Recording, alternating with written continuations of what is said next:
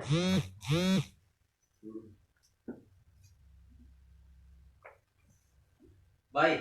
selamat pagi untuk jemaat Tuhan dimanapun Anda berada. Selamat pagi. Selamat berhari Minggu, selamat menikmati berkat-berkat Tuhan pada hari ini. Amin.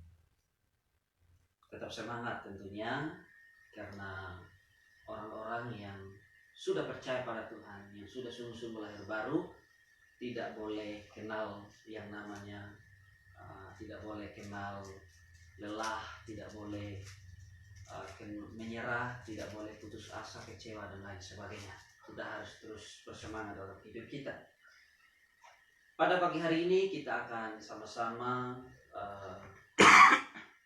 mendengarkan firman Tuhan, dan oleh karena itu sebelumnya kita akan menaikkan segala nyanyian-nyanyian rohani yang indah untuk memuji dan memuliakan nama Tuhan tentunya.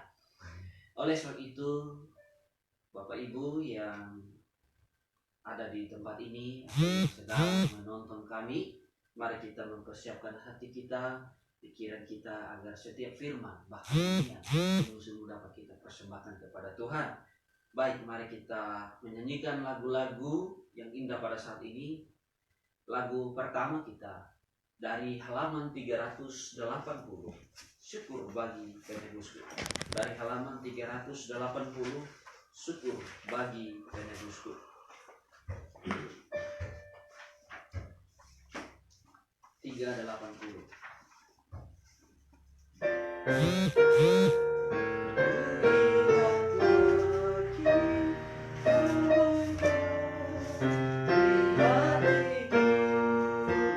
Syukur bagi penebusku atas segala yang kau beri.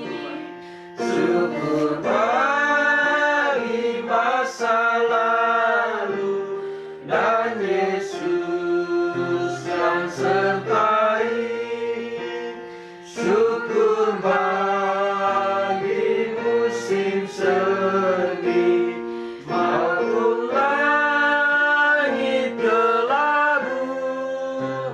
Duka tak ku ingat lagi, damainya di hatiku.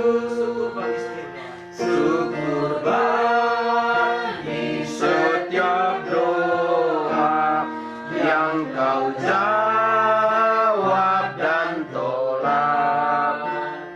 Di tengah badai melanda, ku tak merasa sesat dalam sakit dan derita. Kau tetap menghiburku, anugerahmu tak terkira. Syukur bagi kasih-Mu.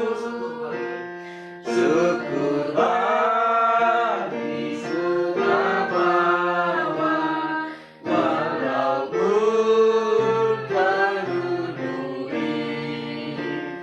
Syukur anugerah besar, pengharapan abadi. Kau damai dan sentosa dalam suka dan duka. Esok hari penuh asa sampai selama-lamanya. Amin. Mari kita sama-sama berdoa. Bapa di surga, Bapa yang telah menjelma menjadi manusia, Bapa yang telah mati, bangkit, dan Bapa yang telah naik, dan Engkau telah berjanji Tuhan bahwa Engkau akan datang kembali untuk mengangkat kami yang menaruh harapan kepadamu. Terima kasih Bapa, kami pagi hari ini Tuhan, Engkau kami di ruangan ini Tuhan.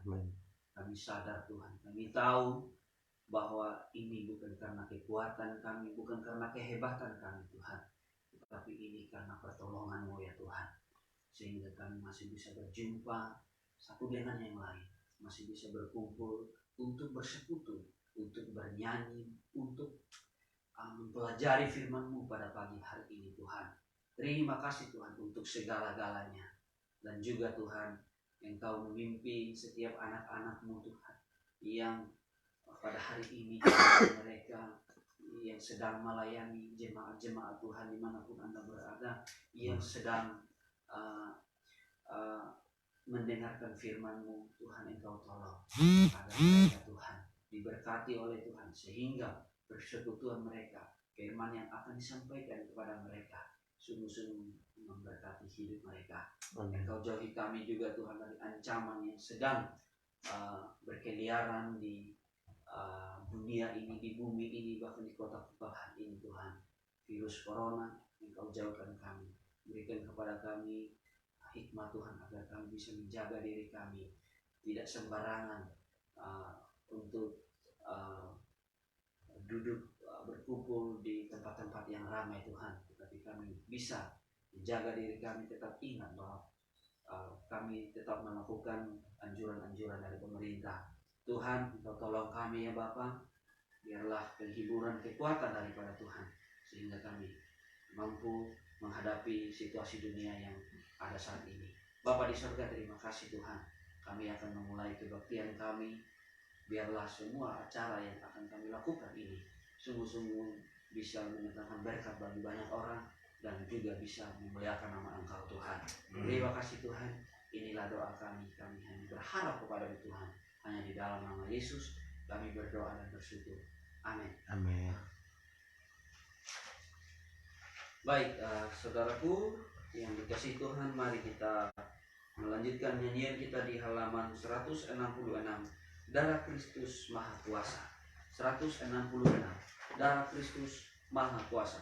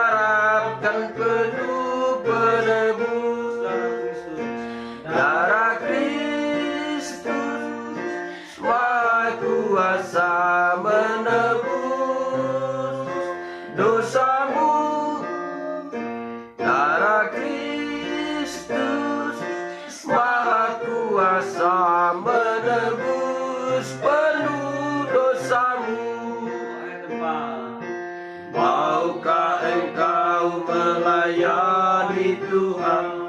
Harapkan penuh Sang Penebus.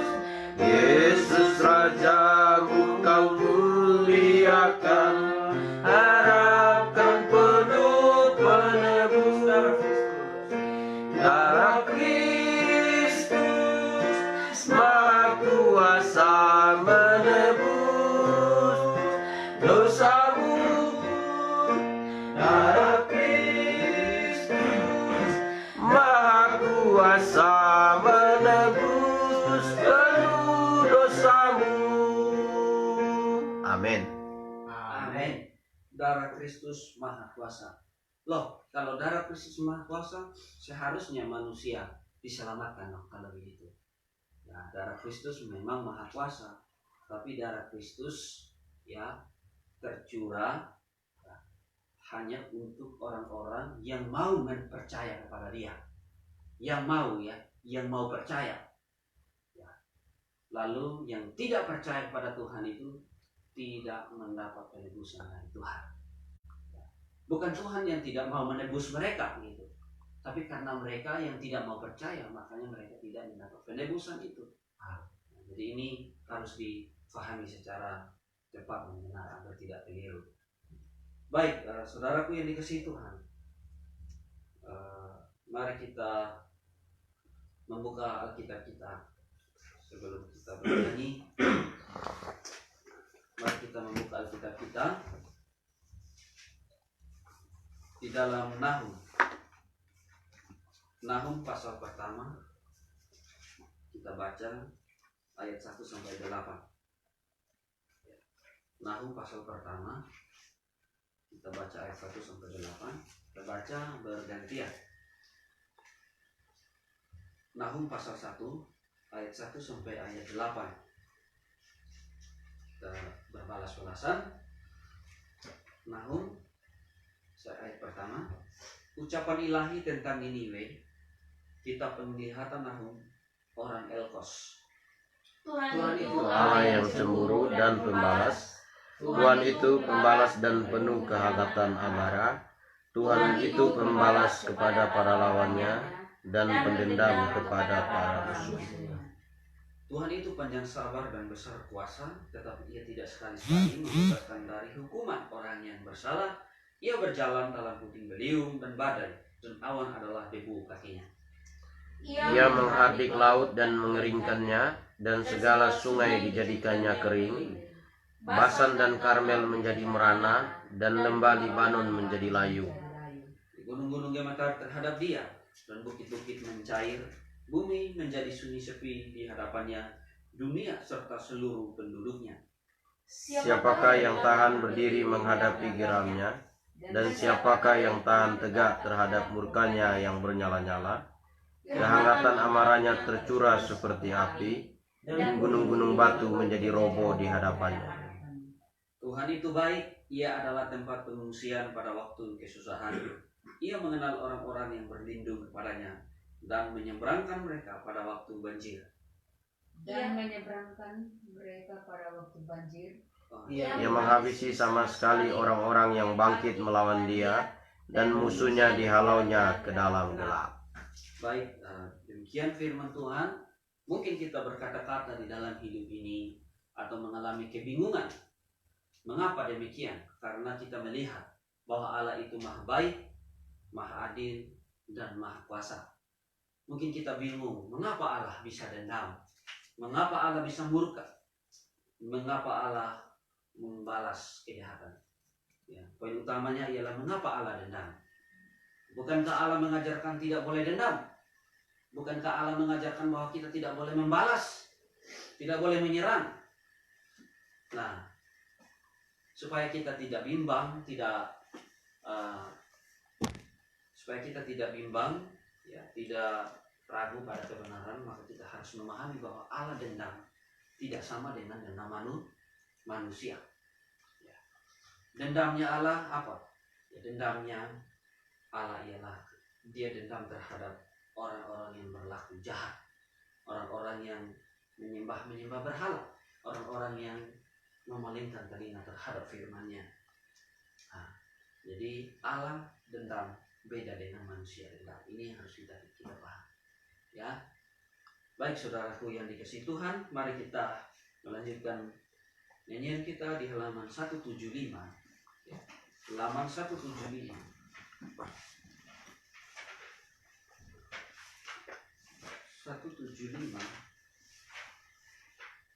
Sudahkah kau bersih?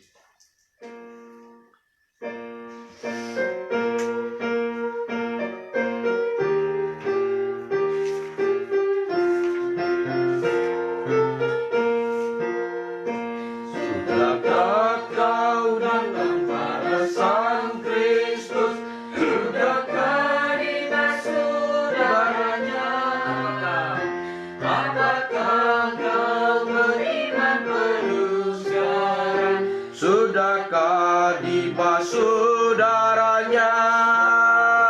Sudahkah kau bersih? Dibasuh darah anak domba. Putihkah jubahmu seputih salju? Sudahkah dibasuh darahnya? Sudahkah kau berjalan dengan Yesus? Sudahkah dibasuh darahnya? Siapkah kau tiap saat padanya? Sudahkah dibasuh darahnya? Sudahkah kau bersih? Dibasuh darah anak domba. Sucikan jubahmu seputih salju. Sudahkah dibasuh darahnya? Putihkah jubahmu saat Ia datang? Sudahkah dibasuh darahnya? Siapkah jiwamu untuk masuk surga? Sudahkah dibasuh darahnya? Sudahkah kau bersih? Dibasuh darah anak domba. Putihkah jubahmu seputih salju? Sudahkah dibasuh darahnya? Tanggalkan jubah kotor karena dosa. Sudahkah dibasuh darahnya? Datanglah ke mata air yang jernih. Sudahkah dibasuh darahnya? Sudahkah kau bersih? Dibasuh darah anak domba. Putihkah jubahmu seputih salju? Sudahkah dibasuh darahnya? Amin. Amin. Sudahkah kau bersih? Mari kita melanjutkan nyanyian kita di halaman 351. 351. Berdiri atas janji Tuhan.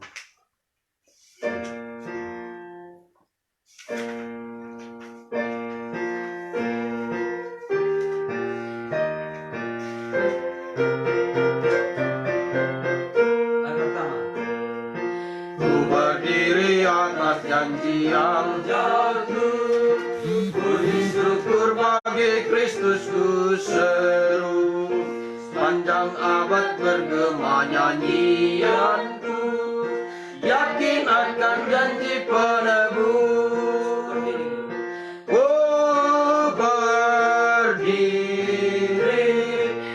berdiri atas janji Tuhan Yesus. Ku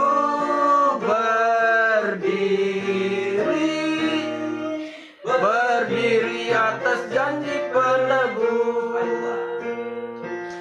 berdiri atas janji yang teguh, walau topan bimbang ragu berderu. Firman Allah sumber kemenanganku, yakin akan janji penebus.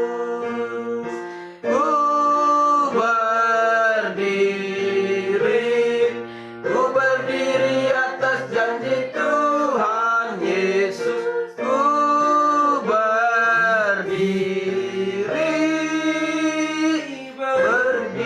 atas janji penebus. Ku berdiri atas janji Tuhanku, kasih-Nya kekal tetap mengikatku. Sabdanya bagai senjata yang ampuh, yakin akan janji penebus. Ku berdiri atas janji Tuhan Yesus. Ku berdiri atas janji penebus. Ku berdiri atas janji yang kukuh. Ku dengar suara Roh-Nya yang merdu. Ku bersandar pada juru selamatku, yakin akan janji penebus. Ku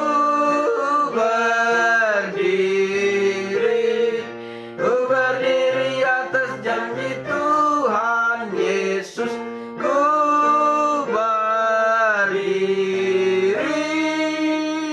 berdiri atas janji penebus. Amin. Amin. Berdiri atas janji penebus. Saudara yang dikasihi Tuhan, kita hari ini telah membaca Alkitab dengan jelas bahwa di dalam Alkitab ada janji-janji Tuhan. Ada janji-janji Tuhan terhadap kita. Janji-janji Tuhan yang kita baca hari ini ialah mengenai surga. Tuhan telah berjanji barang siapa yang percaya kepadanya, dia berjanji orang yang demikian akan diangkat. Dan orang yang demikian setelah dia berada di surga, Tuhan akan memberikan hadiah-hadiah yang besar di sana. Amin. Amin. Nah, kita terus berharap pada janji-janji Tuhan, karena ketika Tuhan berjanji, maka secara mutlak dia akan menggenapi. Itulah sebabnya kita tidak ragu terhadap setiap janji-janji Tuhan. Amin. Baik saudara yang dikasihi Tuhan, sebelum kita mendengarkan firman Tuhan yang akan disampaikan oleh penginjil Markus Rohi pada pagi hari ini, mari kita menyanyikan lagu terakhir kita di halaman 281.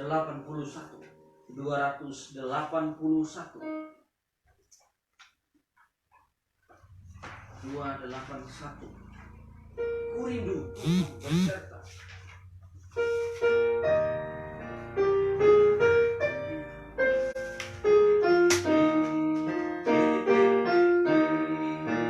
Ku rindu Tuhan beserta, kalau tidak ku sesat. Bila Tuhan yang membimbing, baru langkahku tepat.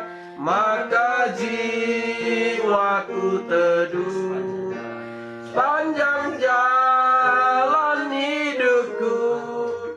Tidak lagi ku bertanya, ku mengiring Tuhanku.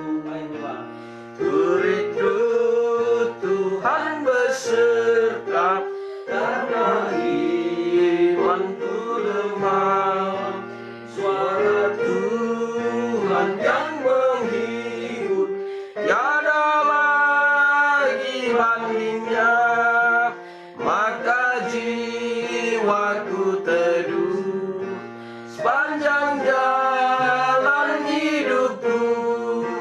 Tidak lagi ku bertanya, ku mengiring Tuhanku. Ku rindu Tuhan beserta,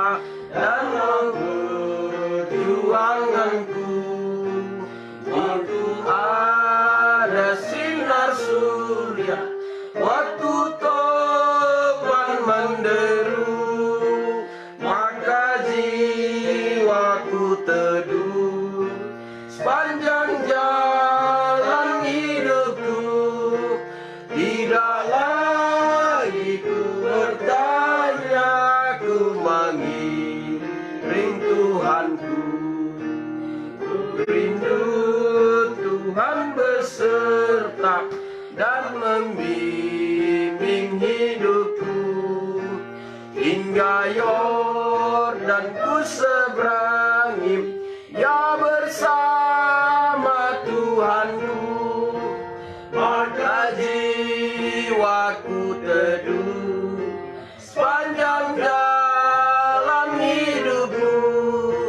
Tidak lagi ku bertanya, ku mengiring Tuhanku. Amin. Amin. Amin. Jadi lagu ini ditulis oleh salah seorang yang sangat mengasihi Tuhan, yaitu Fanny Crosby. Dan pengungkapan melalui lagu ini adalah membuktikan bahwa dia orang yang sungguh-sungguh mengasihi Tuhan. Jadi bisa berkata demikian adalah hanya yang bisa diungkapkan oleh orang yang sungguh-sungguh mengasihi Tuhan, di mana dia rindu akan Tuhan. Dalam setiap langkah hidupnya dia selalu merindukan kehadiran Tuhan atau penyertaan Tuhan dalam kehidupannya. Amin. Amin. Demikian juga dengan kita. Oke. Dan pada malam hari ini, pada pagi hari ini, berterima kasih kepada Pak Gembala dan Jesua karena diberikan kesempatan kepada saya untuk menyampaikan firman Tuhan. Dan sebelum kita memulai, mari kita berdoa dulu.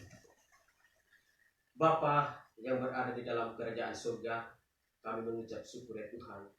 Pada pagi hari ini ya Tuhan, di mana Engkau sudah menjaga kami dari malam sampai pagi hari ini, sehingga kami masih memiliki kekuatan yang baru, kesehatan yang baru untuk melayani-Mu ya Tuhan. Kiranya acara kebaktian kami pada pagi hari ini ya Tuhan, kiranya dapat berjalan dengan lancar, dan semoga firman yang kamu sampaikan betul-betul bisa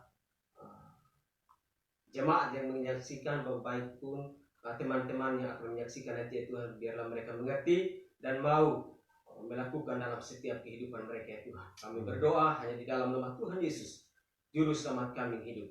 Amin. Amin. Baik, selamat pagi buat Bapak Ibu semuanya. Pagi. Apakah semuanya masih pada sehat-sehat? Amin. Selamat pagi juga buat jemaat yang lagi menyaksikan live streaming GBI Agape Kupang pada pagi hari ini. Silakan mengikutinya karena hari ini adalah hari yang tujuannya kita untuk mempelajari firman Tuhan. Amin. Amin. Baik, saya mengajak Bapak Ibu untuk membuka Alkitab kita dari Galatia pasal yang kelima.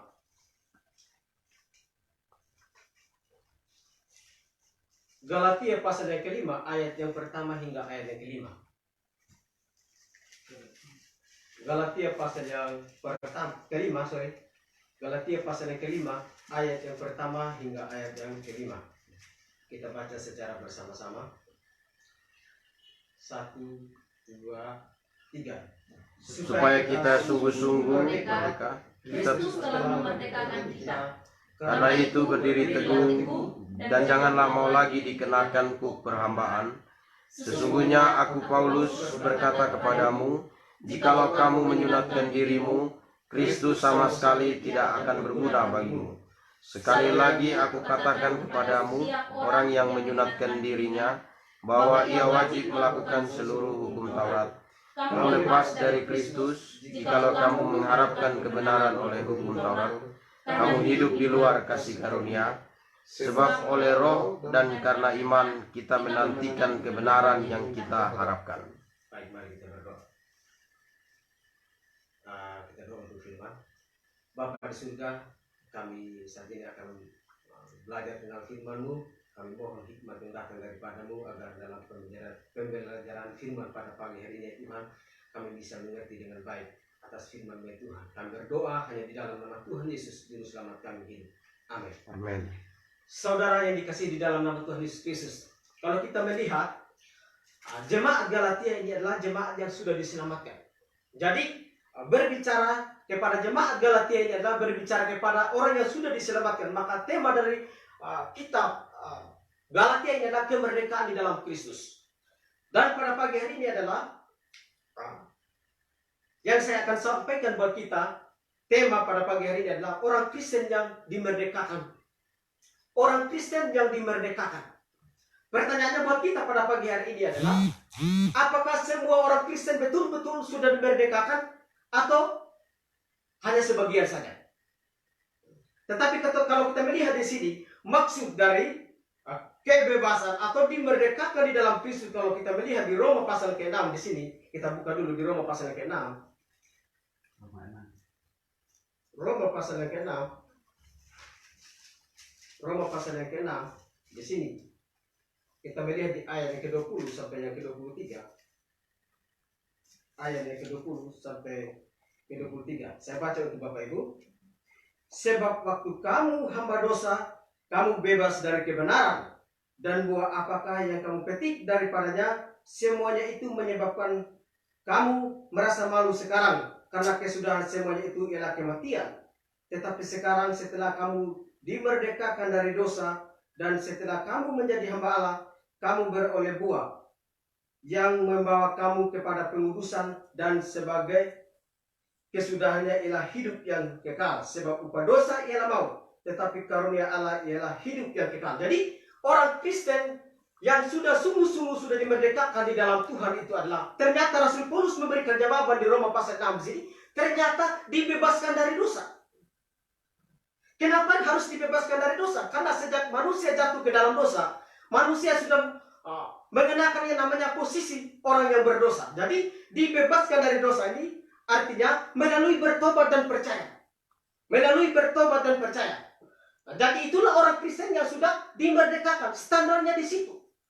Jadi bukan karena orang Kristen sudah menjadi orang Kristen saja, atau mungkin sudah secara KTP dia sudah jadi orang Kristen, baru dia memakai standar itu bahwa dia sudah dimerdekakan, sudah betul-betul sudah dimerdekakan menjadi umat kepunyaan Tuhan. Tetapi Alkitab memberitahukan kepada kita bahwa orang Kristen yang sudah dimerdekakan dari dosa adalah hanya orang Kristen yang sungguh-sungguh bertobat dan percaya. Amin. Jadi ini berbicara kepada orang Kristen yang sudah diselamatkan. Nah, jadi kalau sampai saat ini orang Kristen masih ada yang main-main dengan firman Tuhan, atau dia masih mengejek firman Tuhan, seperti yang dicatatkan oleh 2 Petrus 3 ayat 1 di situ, bahwa di zaman akhir ada pengejek-pengejek yang akan mengejek firman Tuhan, maka dia belum bisa diselamatkan dari Tuhan, atau dikatakan dia belum bisa dikatakan bahwa dia sudah bebas dari dosa. Karena dia kenapa? Karena dia menentang firman Tuhan. Amin. Jadi ini berbicara tentang kebebasan kita orang Kristen, supaya kita tahu. Kenapa? Karena saya juga pengalaman di medan pelayanan, Bapak Ibu. Pelayanan, ketika saya terjun di medan pelayanan, saya sudah jadi Kristen, saya sudah bebas dari segalanya. Seolah-olah dia ini sudah sangat benar begitu.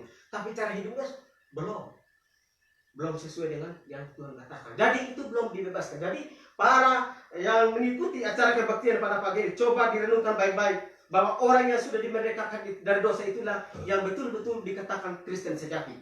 Kristen sejati. Jadi dibebaskan dari dosa. Dan kita lihat juga di Roma 8 di situ ayat 1 sampai 2 di situ. Jadi kita bukan hidup lagi di bawah kuasa dosa. Kita sudah dibebaskan. Bebas artinya sudah diselamatkan. Jadi bebas dari dosa itulah yang mendapat anugerah Allah. Tapi kalau kita melihat di sini, jemaat di Galatia ini ada bermasalah. Ada bermasalah di mana mereka ada yang berbalik dari kebenaran hanya melalui kasih karunia Kristus. Mereka diselamatkan, mereka berbalik. Kalau kita melihat di pasal 1 di situ, mereka mengikuti suatu injil yang lain. Dan mereka pasti binasa punya. Pasti binasa.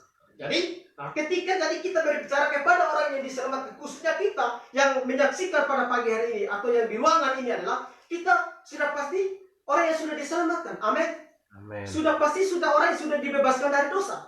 Namun pertanyaan, apakah kita ketika kita sudah dibebaskan dari dosa, apakah kita bebas dari yang namanya tanggung jawab? Tentu tidak. Tuhan menuntut kita. Ada tanggung jawab. Sikap kita orang yang sudah dibebaskan dari dosa seperti apa? Jadi poin yang pertama yang saya sampaikan pada pagi ini adalah sikap orang yang sudah dimerdekakan di dalam dosa itu seperti apa? Karena ada orang saat ini yang dia sudah diselamatkan, tapi sikapnya dia tidak ada. Dia tidak ada penerapan sikap terhadap kebenaran seperti apa? Tidak ada. Nah, contohnya di jemaat Galatia bermasalah. Sikap mereka itu sudah diselamatkan. Diselamatkan hanya melalui Yesus Kristus. Tapi sikap mereka, apa yang terjadi di sini? Bermasalah. Nah, jadi yang kita melihat di sini ada 3 poin. Tema yang saya sampaikan pada pagi ini, orang Kristen yang sudah dimerdekakan. Dimerdekakan dari apa? Dari dosa. Jadi sikap kita, ada sikap. Sikap kita itu dalam memelihara firman seperti apa? Sikap kita yang pertama, mari kita melihat di ayat 1 itu, kembali ke Galatia. Galatia di situ, kita kembali ke tadi. Galatia pasal yang kelima di situ. Ayat 1 sampai 4 dari ayat situ. Galatia pasal yang kelima ayat 1 sampai 4. Supaya kita sungguh-sungguh merdeka, Kristus telah memerdekakan kita. Karena itu berdirilah teguh dan jangan mau lagi dikenakan kuk perhambaan. Sesungguhnya aku Paulus berkata kepadamu, jikalau kamu menyulatkan dirimu, Kristus sama sekali tidak akan berguna bagimu. Sekali lagi aku katakan kepadamu, setiap orang yang menyulatkan dirinya bahwa ia wajib melakukan seluruh hukum Taurat. Kamu lepas dari Kristus. Jikalau kamu mengharapkan kebenaran oleh hukum Taurat, kamu hidup di luar kasih karunia. Jadi saudaraku yang dikasihi di dalam nama Tuhan Yesus Kristus. Jadi sikap orang yang sudah diselamatkan di dalam Kristus adalah dia betul-betul tetap berpegang teguh pada kebenaran. Berpegang teguh. Berpegang teguh dalam arti apa? Hanya mengharapkan keselamatan melalui Yesus Kristus. Karena konteksnya di sini berbicara orang jemaat di Galatia, mereka tidak berpegang teguh pada kebenaran Allah, sehingga mereka menganggap keselamatan itu melalui sunat. Sehingga di sini dikatakan, kita perhatikan ayat di sini dia bilang apa? Supaya kita sungguh-sungguh merdeka, Kristus telah memerdekakan kita. Karena itu berdirilah teguh dan jangan mau lagi dikenakan kuk perhambaan. Ternyata masih jemaat di Galatia ini masih memberikan diri menjadi hamba dosa. Sehingga Paulus mengatakan sini bahwa mereka itu orang yang masih memperhambakan dirinya, kuk perhambaan. Artinya masih melakukan dosa dengan mengharapkan keselamatan melalui sunat dan lain-lain sebagainya. Itu dia hidup di luar kasih karunia Kristus. Dan yang dimaksudkan di sini berpegang teguh pada kebenaran Allah adalah hanya berharap kepada anugerah Tuhan melalui kematian Yesus Kristus di atas kayu salib. Jadi sikap kita itu Bapak Ibu, sikap kita itu betul-betul hanya berpegang teguh pada kebenaran Allah. Jadi memang betul seperti kata Tuhan Yesus di Yohanes pasal 14 ayat 6 di situ.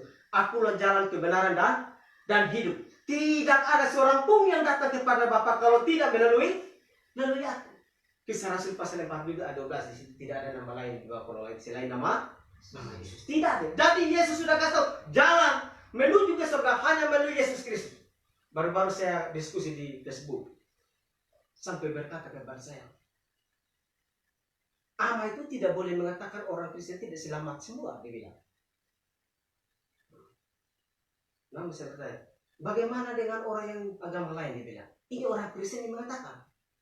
Saya bilang, kok kamu lari ke agama lain? Saya bilang, Yesus bilang, saya bilang, jalan masuk ke surga adalah hanya melalui Yesus, bukan melalui apa-apa.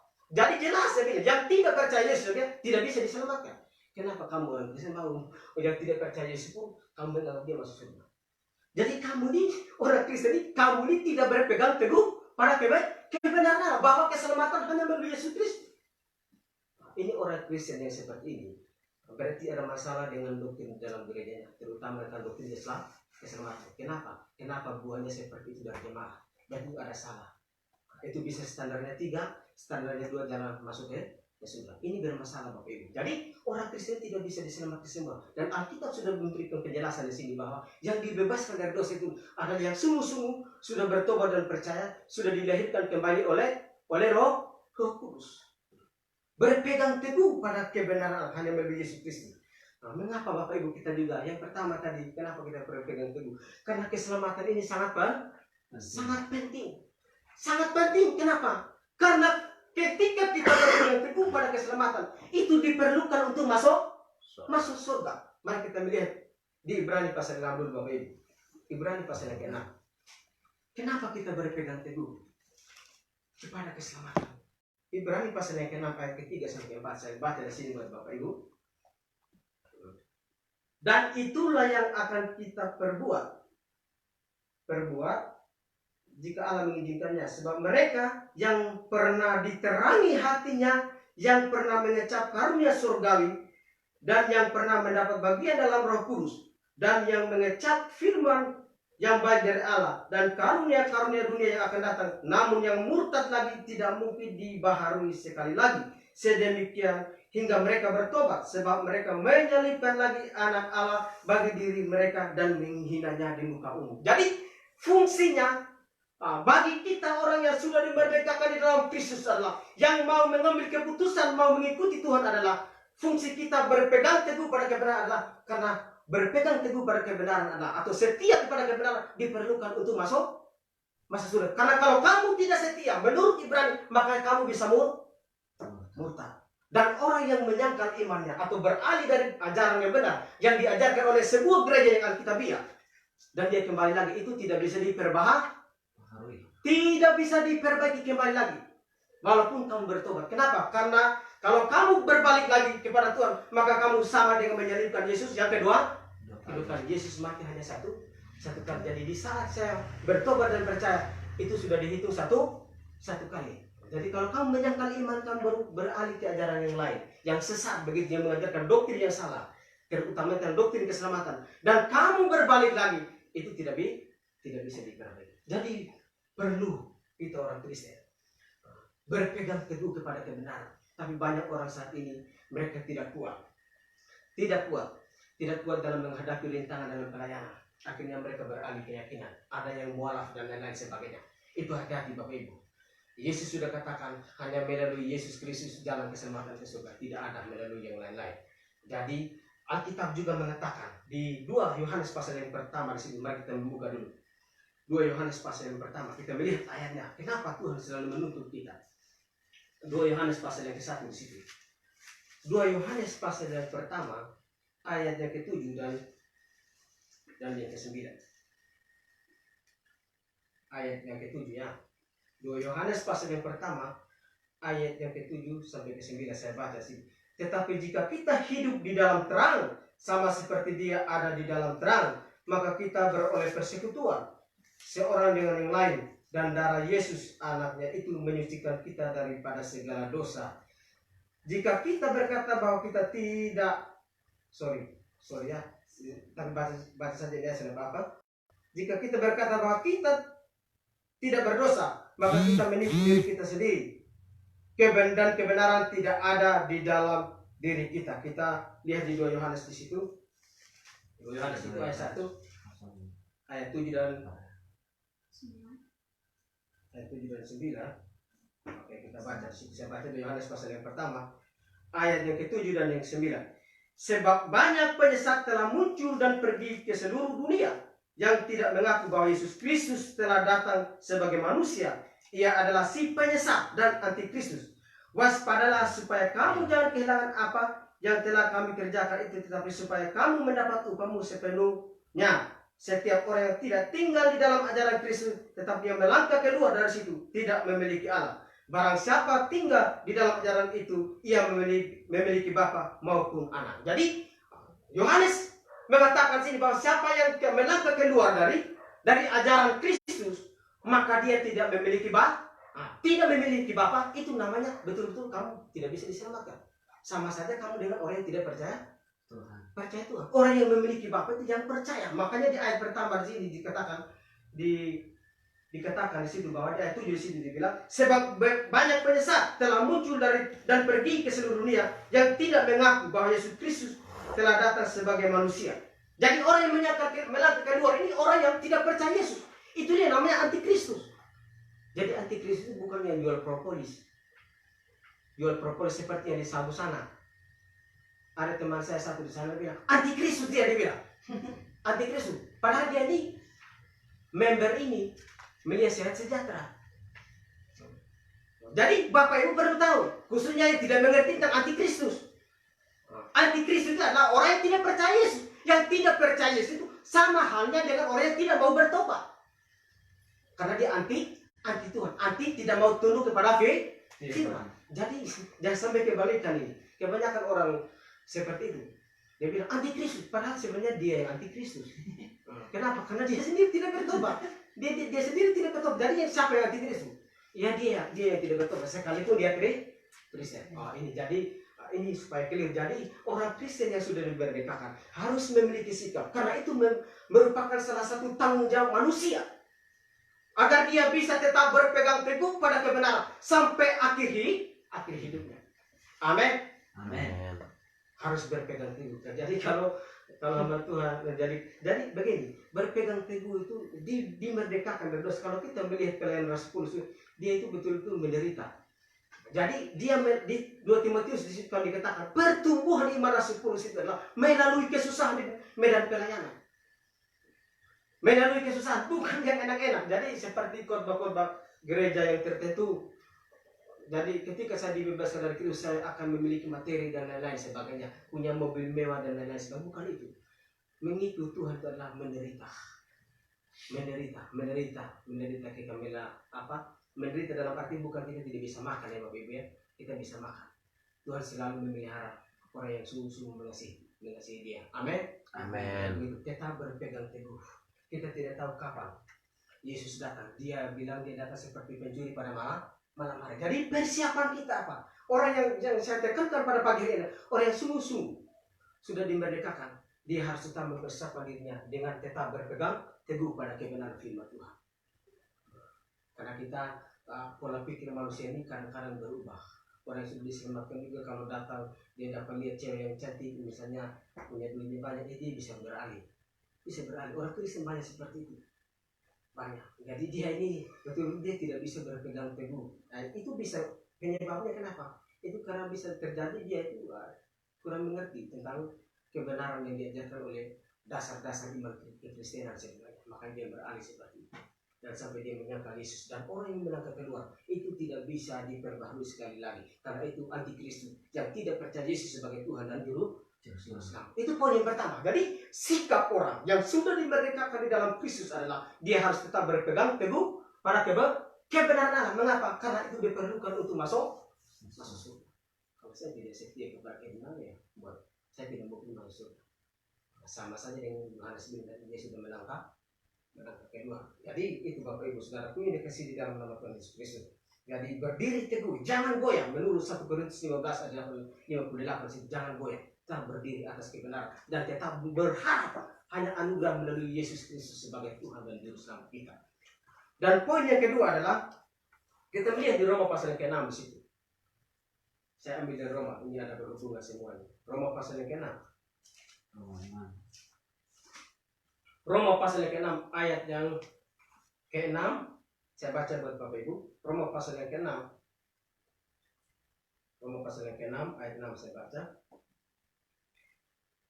Karena kita tahu bahwa manusia lama kita telah turut disalibkan supaya tubuh dosa kita hilang kuasanya, agar jangan kita menghambakan diri lagi kepada dosa. Ayat 16 di situ, perhatikan ayat 16 di situ, kita loncat saja. 16 di situ. Apakah kamu tidak tahu bahwa apabila kamu menyerahkan dirimu kepada seorang sebagai hamba untuk mentaatinya, kamu adalah hamba orang itu yang harus kamu taati, baik dalam dosa yang memimpin kamu kepada kematian, maupun dalam ketaatan yang memimpin kamu kepada kebenaran. Ayat 23. Kita loncat saja. Sebab upah dosa ialah maut, tetapi karunia Allah ialah hidup yang kekal dalam Kristus Yesus Tuhan kita. Jadi sikap kita orang yang sudah dimerdekakan di dalam Kristus adalah, maka kita tidak mau lagi menjadi hamba dosa. Hamba dosa, mengapa? Karena ketika saya bertobat dan percaya, maka Rasul Paulus menekankan sini bahwa hidup lama saya sudah ikut tersalibkan dengan Yesus di atas kayu salib, sehingga manusia lama saya sudah dimatikan. Roma 12 di situ kita matikanlah segala keinginan dagingmu. Hidup benar harus dimatikan itu. Jadi sudah ikut turut disalibkan bersama-sama dengan Kristus di atas kayu salib. Nah, jadi ketika saya berkomitmen seperti itu, maka saya hidup mau menjadi hamba Allah atau hamba kebenaran. Hamba kebenaran. Jadi itulah yang sikap kita yang di sini dikatakan bahwa jangan menjadi hamba dosa. Kenapa? Karena menjadi hamba dosa itu hanyalah bisa memimpin Anda kepada kematian. Kematian di situ itu thanatos. Kita lihat di seluruh perikop ini thanatos. Makanya kesimpulan di ayat 23 itu, upah dosa ialah thanatos.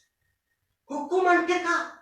Jadi kalau Anda tetap bertekun di dalam dosa, maka betul-betul kamu apa? Akan memimpin kamu kepada kematian yang kekal. Makanya orang Kristen lahir baru harus menjauhi dosa. Di Galatia 5 di sini dikatakan, siapa yang menyunatkan dirinya, dia hidup di luar kasih karunia, menjauhi dosa. Itu sikap orang yang sudah lahir baru, yang sudah dimerdekakan di dalam Kristus Yesus. Nah, jadi Bapak Ibu, kita perlu renungkan bersama-sama, karena di 16 di situ Thanatos itu sama dengan 21, 27, 22 sampai 20 sampai 21 pun di situ itu Thanatos itu kematian yang kekal. Semua itu dari kata Thanatos, kematian yang kekal itu neraka. Mari kita lihat di ayat 20 dulu di situ. 20 di situ saya baca buat Bapak Ibu. Ayat 20 di situ. Ayat 20 di situ. Sebab waktu kamu hamba dosa, kamu bebas dari kebenaran. Betul. Di saat saya masih belum bertobat atau masih memberikan diri saya, menyerahkan tubuh saya menjadi hamba dosa, saya bebas dari kebenaran. Bebas dari kebenaran. Bebas dari kebenaran artinya apa? Tidak ada yang mengatur hidup saya, terserah saya. Amin. Amin. Terserah saya. Itu bebas dari kebenaran. Kebenaran itu sifatnya mengatur hidup manusia, menuntun hidup manusia ke jalan yang benar. Dari jalan yang salah menuju kepada jalan yang benar. Kalau kamu yang waktu itu masih hidup di dalam dosa atau masih menjadi hamba dosa, maka kamu bebas dari kebenaran. Artinya kamu bebas, tidak ada teguran apa-apa segala macam, tidak ada kasih tahu ini salah, kasih tahu ini benar, tidak ada. Karena hidup dalam kebenaran, bebas dari kebenaran. Kita lihat dia lagi di sini ada 21 di sini. Dan buah apakah yang kamu petik daripadanya? Semuanya itu menyebabkan kamu merasa malu sekarang karena kesudahan. Semuanya itu ialah kematian. Thanatos lagi, kematian yang kekal. Buah apa? Di sini merasa malu ketika mengenal kebenaran. Amin. Malu. Kenapa? Masih hamba dosa, belum bertobat. Banyak hal yang saya merasa bangga. Merasa ada buah dari itu menurut di Roma sini. Merasa ada buah yang bisa dipetik. Tapi ternyata tidak. Saya merasa malu. Rasul Paulus merasa malu. Dia merasa malu karena sikap dia yang begitu arogansi waktu itu, di mana dia menganiaya orang Kristen waktu itu. Dia sampai membunuh begitu banyak orang Kristen, tapi dia bertobat. Dia merasa malu. Jadi orang Kristen sebenarnya ada rasa malu kalau ketika dia berbuat dosa. Orang yang lahir baru itu ketika dia berbuat kesalahan, maka dia harus sadar dan merasa malu bahwa melakukan yang kekejian di hadapan itu tidak benar. Harus merasa malu. Jadi kalau orang yang sudah dimerdekakan atau orang yang sudah dilahirkan kembali, baru dia melakukan dosa dan dia tidak ada merasa malu dalam kehidupannya untuk melakukan hal itu, berarti dipertanyakan. Sekalipun dia di gereja yang Alkitabiah. Amin. Itu. Jadi jangan menjadi hamba dosa. Menjadi hamba dosa siap menderita untuk Tuhan. 2 Timotius pasal 4 di situ. Betul-betul di situ dia seorang prajurit yang baik. Dia tidak memusingkan dirinya dengan soal-soal kehidupan, dengan soal-soal yang dicari-cari, karena dia mau hanya mencari kesukaan Allah, menjadi hamba kebenaran. Menjadi hamba kebenaran hanya mau mencari kesukaan Allah. Di mana? Di Galatia pasal 10 di situ. Hanya mencari kesukaan Allah. Di 1 Korintus itu lagi, dia tidak mencari pujian dari manusia, tetapi dia mencari yang namanya pujian dari Allah. Itulah komitmen kita. Jadi kalau memberitakan ini datang dengan pakaian yang sederhana, baru orang dunia bilang, pengen apa ini? Celana saja miring-miring. Misalnya seperti itu. Jangan malu. Karena kita apa? Kita bukan ingin dipuji manusia, tetapi saya ingin dipuji Allah. Amin. Ingin dipuji Allah. Itu fokus kita. Yesus pun menderita begitu dari orang Yahudi waktu itu, sampai dilempari. Tapi dia tetap bertahan dengan membuktikan bahwa saya adalah Mesias. Maka di Yohanes pasal 10 ayat 30-31 situ, sampai dia dirajam oleh batu. Dirajam apa itu? Caci maki dia, dicaci oleh orang Saduki, Farisi, segala macam semua. Caci maki dia. Mereka tidak percaya dengan kemesiasan dia. Tapi dia tetap membuktikan bahwa dia adalah Mesias. Sehingga dia mati di atas kayu salib dan bangkit pada hari yang ketiga. Sehingga dia menang atas kuasa dosa. Jadi siapa yang bertobat dan percaya, maka dia orang itu yang sudah dibebaskan di dalam Kristus. Amin. Jadi itu Bapak Ibu. Jadi pertanyaannya sekarang kita, apakah sungguh-sungguh kita mau menjadi hamba kebenaran? Amin. Sikap kita. Jadi kita jangan mau lagi menjadi hamba dosa, karena hamba dosa hanya membawa Anda saja kepada kematian. Itu sikap kita. Jangan lagi menjadi hamba dosa dan mengikuti Tuhan. Menjadi teladan dalam setiap perkataan kita. 2 Timotius pasal 4 ayat 12 itu, jadi teladan dalam setiap perkataanmu, dalam setiap tingkah lakumu, dan lain-lain sebagainya. Harus jadi teladan.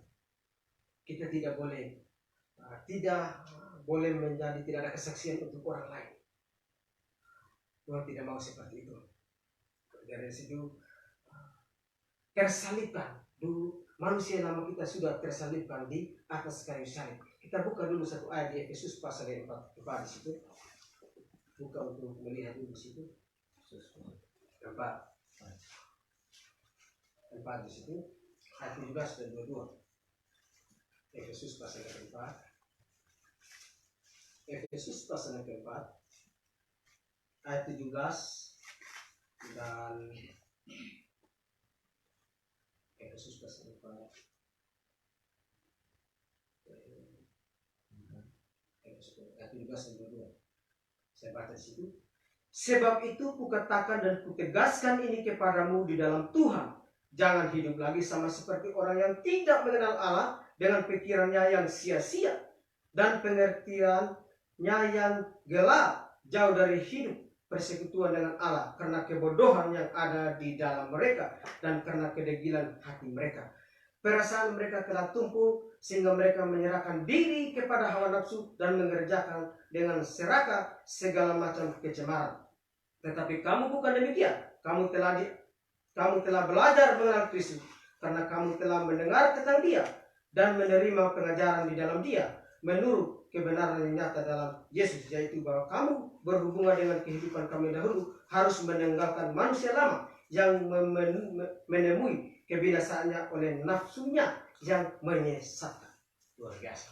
Jadi Rasul Paulus lagi menekankan di sini bahwa manusia lama kamu sudah ada.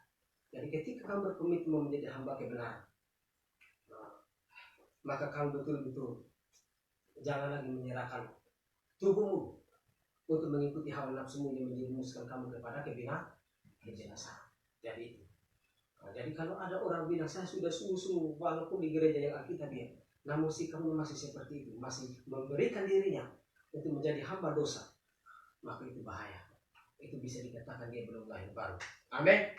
Belum lahir baru. Dan poin yang ketiga yang saya sampaikan pada pagi hari ini adalah buat kita. Mari kita lihat di Roma pasal yang ke-6 lagi situ. Roma pasal yang ke-6 lagi tentang poin yang ketiga yang saya sampaikan.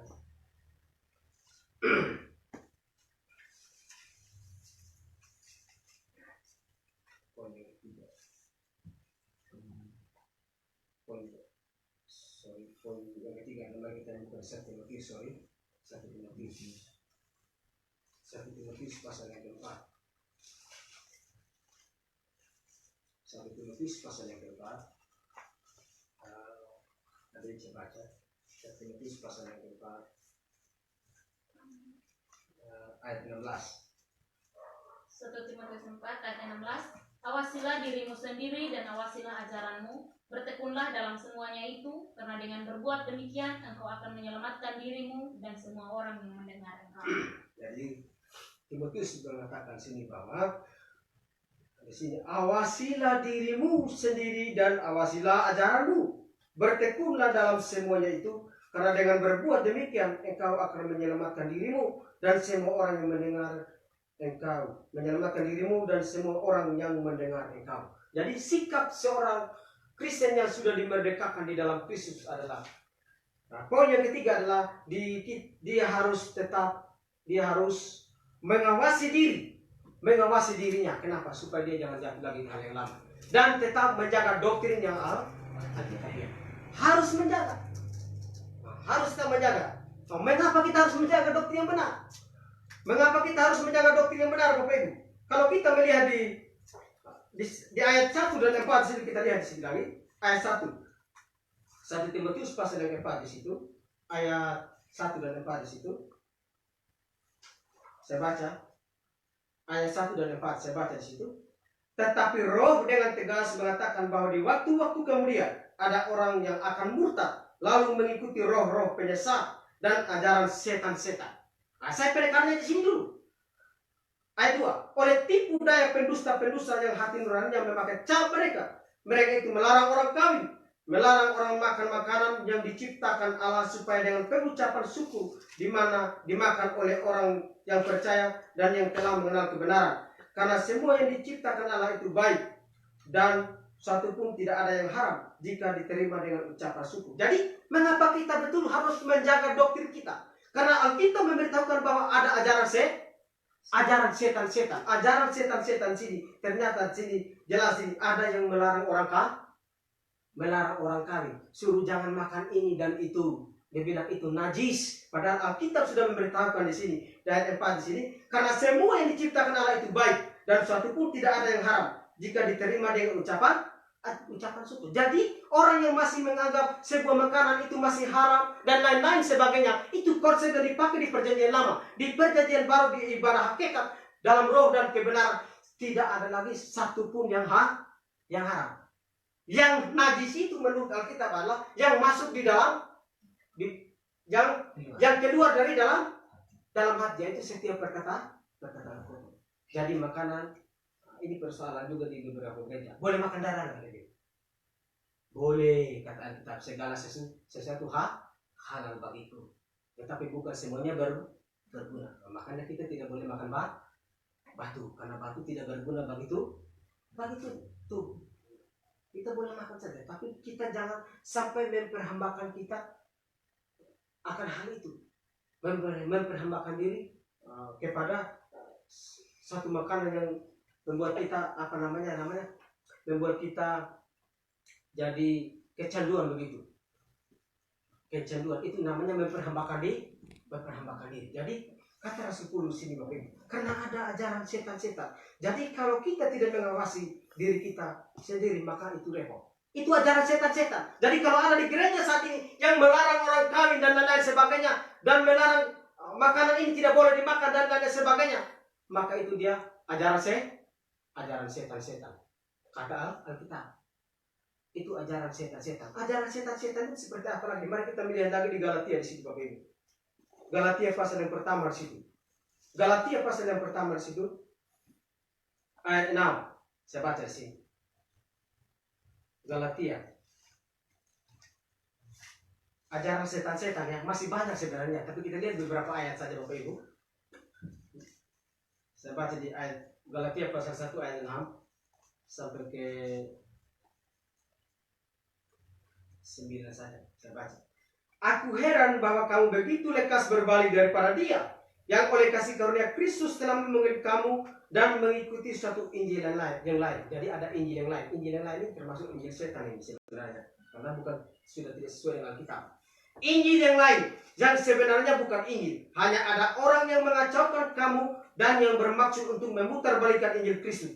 Tetapi sekalipun kami atau seorang malaikat dari surga yang memberitakan kepada kamu satu Injil yang berbeda dengan Injil yang telah kami beritakan kepadamu, terkutuklah dia.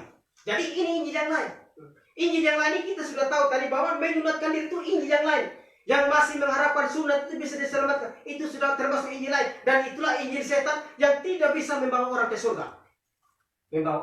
Makanya Rasul Paulus di sini mengatakan bahwa dia heran sekali dengan jemaat yang sudah mengenal Kristus, namun mereka berbalik dari kebenaran Allah dan mengikuti satu Injil yang lain. Jadi di kalangan Kristen ternyata di sini nih ada orang Kristen, kita memberitakan Injil yang benar, ada orang Kristen yang berupaya untuk mengacaukan Injil dengan berkata apa? Jangan menghakimi, jangan hanya kalian saja yang masuk surga. Bukan seperti itu sebenarnya. Pola pikir yang salah itu.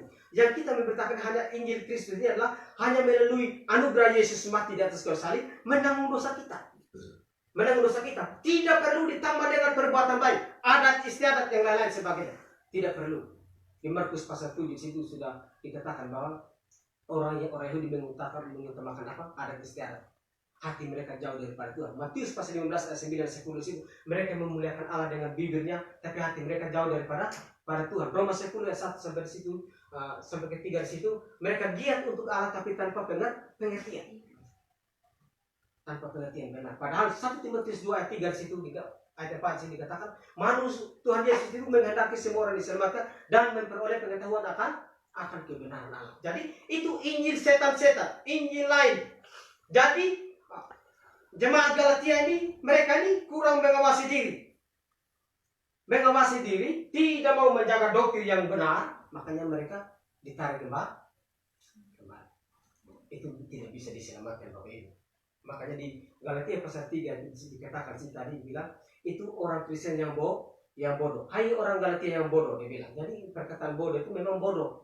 Jadi orang yang meninggalkan ajaran Alkitab, baru dia beralih kepada ajaran yang lain, itu orang Kristen yang paling bodoh sebenarnya menurut Alkitab. Karena di pasal 3 di sini, ayat 1 di sini dikatakan bahwa hai orang Galatia yang bodoh, siapakah yang telah mempesona kamu? Bukankah Yesus Kristus yang disalibkan itu telah dilukiskan dengan terang di depanmu? Hanya ini yang hendak kuketahui daripadamu pada kamu. Adakah kamu telah menerima Roh karena melakukan hukum Taurat, atau karena percaya kepada pemberitaan Injil? Adakah kamu sebodoh itu? Kamu telah mulai dengan Roh, maukah kamu sekarang mengakhirinya di dalam daging? Sia-siakah semua yang telah kamu alami sebanyak itu? Masakah sia-sia? Jadi bagaimana sekarang? Apakah Ia yang menganugerahkan Roh kepada kamu dengan berlimpah-limpah, dan yang melakukan mujizat di antara kamu berbuat demikian karena kamu melakukan hukum Taurat, atau karena kamu percaya kepada pemberitaan Injil?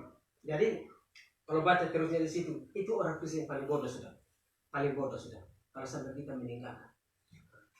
Kita sudah dimerdekakan, kita harus betul menjaga diri kita. Kita sudah lihat waktu bangsa Israel dipimpin oleh Musa dari bangsa Mesir. Mesir itu adalah dunia yang betul-betul belum diselamatkan, sehingga mereka keluar dengan sampai tulah ke-10 bangsa. Firaun melepaskan bangsa Israel dari Mesir. Sampai di tanah gurun, orang-orang Israel bukan mau menjaga janji Allah kepada mereka, bahwa mereka akan dipimpin terus sampai di tanah perjanjian, yaitu tanah Kanaan yang disimbolkan sebagai surga pada waktu itu. Tapi mereka sampai di padang gurun, mereka, aduh Musa, dia bilang, kami lapar ini, dia bilang. Apa yang kami makan? Dia bilang. Masa sampai di padang gurun ini kamu bawa kamu tuh kasih mati di sini, dia bilang. Di Mesir itu ada ikan, masih ada bisa buat lauk, kuah dan lain sebagainya, karena di sini dikatakan bahwa itu di Mesir itu masih ada bawang putih dan lain sebagainya. Tapi mereka bersungguh-sungguh, tapi Musa kasih mereka apa? Kasih air. Tapi Musa juga sampai Tuhan bilang, kamu berbicara di batu ini, dia bilang. Karena mereka sudah kehausan di padang gurun, suruh berbicara, dia pukul batu kedua kali, akhirnya dia gagal masuk ke tanah perjanjian. Jadi yang 600 lebih tadi kereta dari Mesir semuanya, hanya tinggal berapa orang mereka sampai di padang gurun itu. Sampai yang tembus itu tanah perjanjian itu hanya Kaleb dengan Yosua.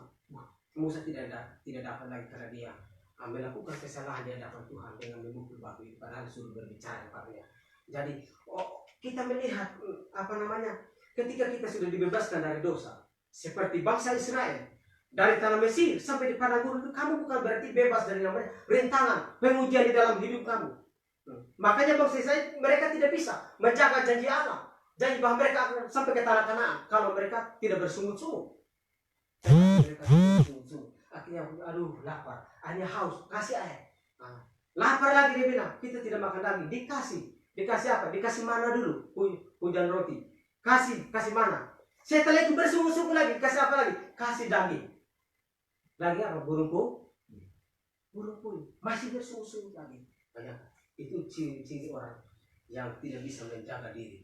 Tidak mengingat akan kasih karunia yang sudah diberikan kepada mereka, di mana mereka waktu itu dibebaskan dari perbudakan, dari kerja paksa Raja Firaun waktu itu. Mereka dibebaskan. Tapi 40 tahun di padang gurun mereka diuji oleh Tuhan, tapi mereka tidak mampu. Jadi kita juga saat ini, jadi kita sudah dimerdekakan dari dosa, sudah kita tahu bahwa kita sudah diselamatkan. Bukan kita berarti bebas dari namanya pengujian di dalam setiap hidup kita. Jadi kita masih menjalani kehidupan iman kita di muka bumi ini. Jangan sampai kita seperti Ibrani 10 di sini. Jangan kamu melangkah keluar dari kebenaran Allah. Jangan melepaskan kepercayaanmu akan janji Allah. Seperti Ibrani 10 ayat 35 di situ. Ibrani 10 ayat 26 di situ, 29, 35, 38 di situ. Ibrani 6 di situ dikatakan, jangan sampai melepaskan. Orang yang melepaskan kepercayaannya, maka sama halnya dia mau melupakan akan janji Tuhan. Berarti dia tidak bisa mengawasi dirinya dan juga tidak mengawasi ajaran Alkitabiah yang dia sudah yakini. Amin. Nah, jadi yang saya sampaikan pada pagi hari ini buat kita adalah, temanya tadi adalah orang Kristen yang sudah dimerdekakan dari dosa. Jadi orang Kristen itu tidak semua dimerdekakan dari dosa. Hanya orang yang sungguh-sungguh bertobat dan percaya kepada Tuhan, itulah yang sudah dibebaskan dari dosa. Jadi, ketika kita sudah dimerdekakan dari dosa, tapi ada 3 hal yang saya sampaikan tadi adalah ada 3 sikap yang harus kita lakukan untuk menyelami setiap kehidupan kita, iman kita di muka bumi ini adalah yang pertama tadi adalah sikap kita adalah tetap berpegang teguh pada kebenaran Allah. Yang kedua adalah jangan menjadi hamba dosa lagi. Kenapa? Karena di saat saya bertobat dan percaya itu sama. Kehidupan lama saya sudah turun disalibkan dan mau menjadi hamba kebenaran. Dan yang ketiga adalah poin yang kita pelajari pada pagi hari ini adalah sikap kita adalah kita harus tetap mengawasi diri dan mengawasi doktrin Alkitabiah. Amin. Demikian firman yang saya sampaikan. Saya minta penyanyi Bobby untuk berdoa.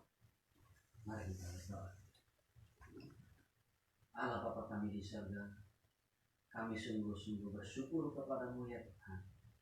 Engkau telah mengingatkan kami kembali bahwa kehidupan di dunia ini adalah kehidupan yang penuh dengan hal-hal duniawi, adanya dosa, adanya tawaran godaan. Tuhan, Engkau tahu akan hal itu. Tapi ya Tuhan, kami juga sedang hidup di dunia yang tidak sempurna hari ini. Tuhan tolong kami, berikan kekuatan, berikan kepada kami hikmat Tuhan. Biarlah kami dapat menjaga diri kami, mengawasi diri kami ya Tuhan.